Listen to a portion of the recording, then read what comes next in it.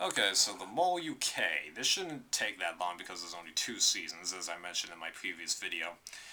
Okay, so now, I don't want to be offensive to anyone who lives in the UK and enjoys this show, but it honestly never felt like a main series or production of the Mole, like the Australian or US version did, because I could tell that this show honestly had lower production costs put into it, so it honestly felt like more of a spin-off of other shows.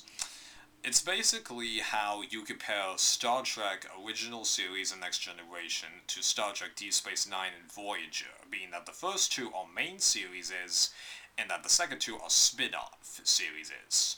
If you're not a Star Trek fan, you won't know what I'm talking about, but that's just a general example, okay?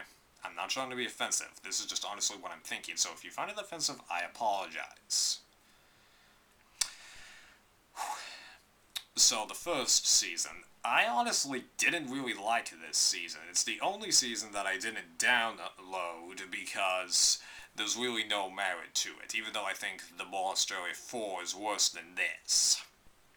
Why do I not like it? Well, it was slow paced. I didn't really like that many members of this cast. I only liked two of them. One of them got fifth, and then the other one I could tell was getting an edit to where this person was going to be the mole or the winner, and I honestly hoped in the end that this person would be the mole, and it was. I thought the quality of this season just sucked. Not the uploaded quality, let me tell you, it's how they shot it. I just never liked it.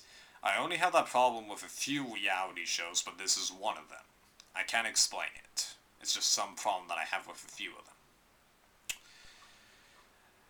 And just, I could never get hooked to the season. I honestly kept having the video as background noise while I switched to another tab doing other stuff because it just didn't interest me enough. So once I got to the end, as I said, I figured out who the mole was, but I was hoping that this person would be. The runner-up, I hoped that this person would be the runner-up, and I was right. So that left only the other person to be the winner, but you gotta remember, I was hoping that the eventual mole would be the mole or winner, so I wasn't really that picky how it ended up between these two. So no complaints, really, but just, I didn't enjoy the season.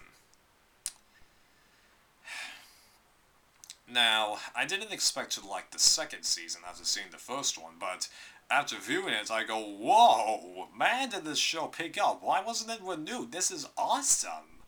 Because even though it did still kind of feel like it had a slightly low production value, just this season was a lot better. I really like this cast. There were a lot better challenges. The mole did a lot better job and wasn't as obvious in my mind because I couldn't tell that anyone was getting a better edit this season.